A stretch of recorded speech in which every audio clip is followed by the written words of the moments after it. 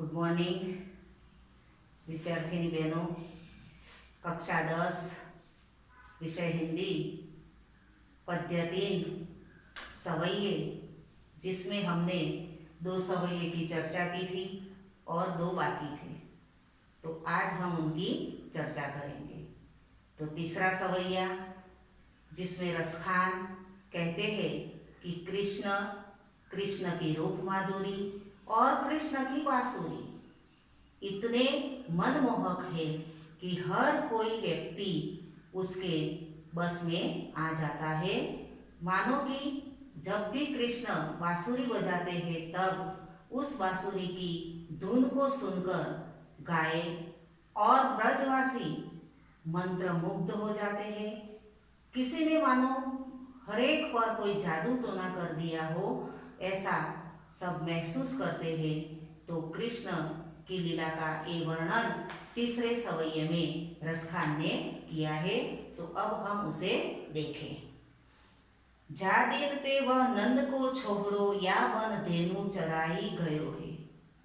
मोहनी ताननी गोदन गाय के बेनु बजाई रिजाई गयो है।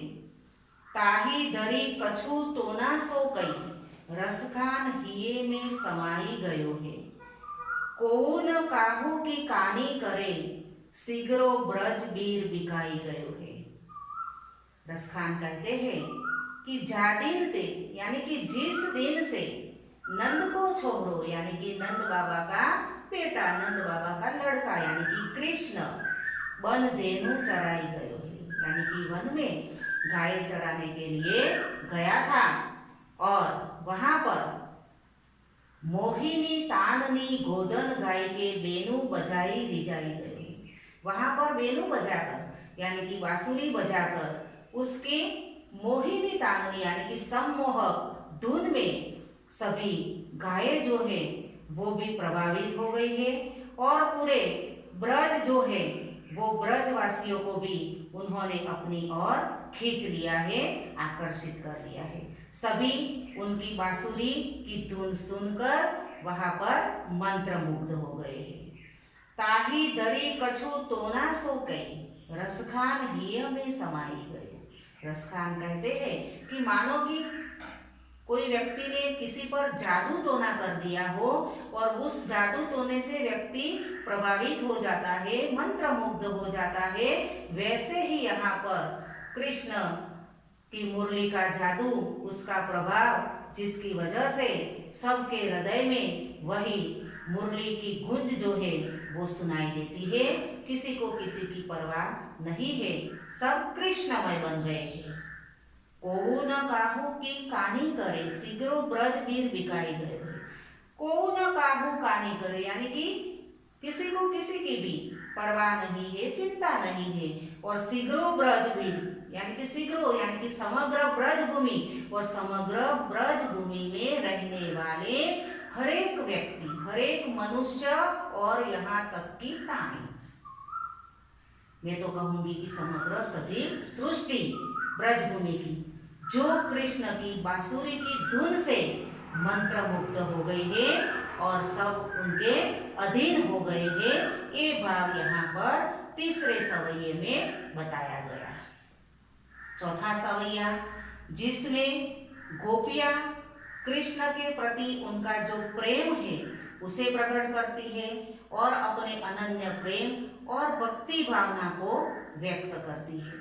गोपियां कहती है कि कृष्ण को जो भी प्रिय है वो करना चाहती है और कृष्णमय बनना चाहती है। तो चौथा सवैया वो गोपियों के अनन्य प्रेम का उदाहरण जो है, तो अब हम उसे जाने समझें। मोर पंख सिर ऊपर राखी हो गुंजकी माल घरे पहिरियो। ओढ़ी पीताम्बर लई लकुटी बन गोदन ग्वारिन संग फिरोगी।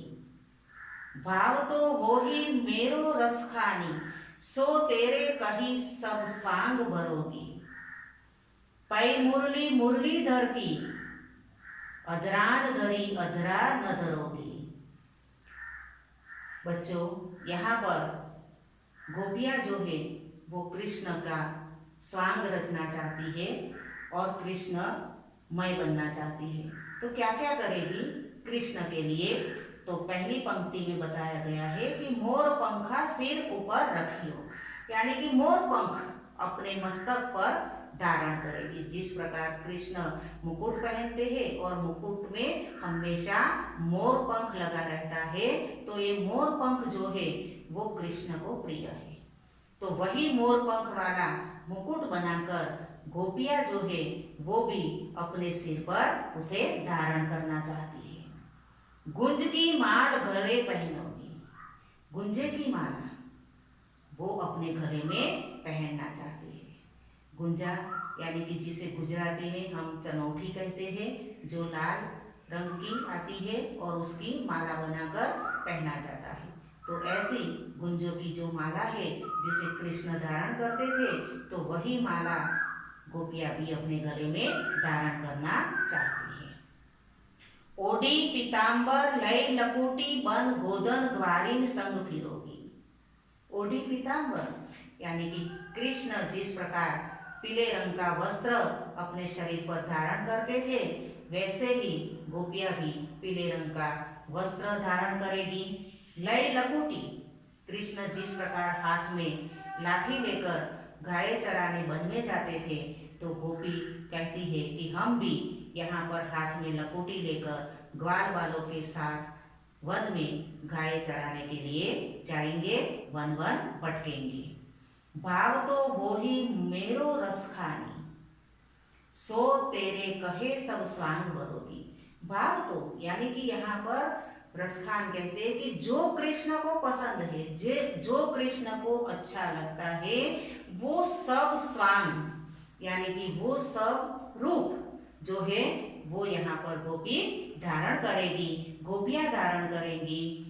पर एक वस्तु ऐसी है कि जिसे गोपी या अन्य गोपियां धारण करना नहीं चाहती है, तो वो अंतिम काव्य पंक्ति में बताया है कि पै मुरली मुरलीधरन की, पै यानी कि पर, लेकिन, किंतु मुरली मुरलीधरन की यानी कि जो मुरली है कृष्ण की, मुरलीधर यानी कि कृष्ण, मुरली को धारण करने वाले कृष्ण जो है, जो हमेशा अपने अधरों पर मुरली धारण करते हैं, तो वो मुरली जो है उसे गोपियां अपने अधरों पर धारण करना नहीं चाहती है। क्यों? क्योंकि वह मुरली वो कृष्ण की है और उस मुरली को अपने होठों पर, अपने अधरों पर धारण करके जूठा करना नहीं चाहती है। इससे अपने आराध्य का अपमान होगा, भक्ति का अपमान होगा, ऐसा गोपी और अन्य गोपियां मानती है। इसलिए यहाँ पर कृष्ण की बांसुरी को छोड़कर अन्य जो भी स्वांग रचना पड़े कृष्ण का, उसे मनाने के लिए, रिझाने के लिए, प्रसन्न करने के लिए, तो वो सब यहाँ पर गोपी करेगी। ये भाव यहाँ पर प्रकट किया गया है। तो विद्यार्थिनी बहनों, यहाँ पर तीसरा पद्य जो हमारा है वो पूर्ण हुआ और उसके शब्दार्थ पहले भी मैंने लिखाए थे और आज यहाँ पर लिखे हैं। तो सारे शब्दार्थ और उनका स्वाध्याय जो है, प्रश्न जो है, वो नोटबुक में लिख लेना और उसे तैयार करना है। अस्तु।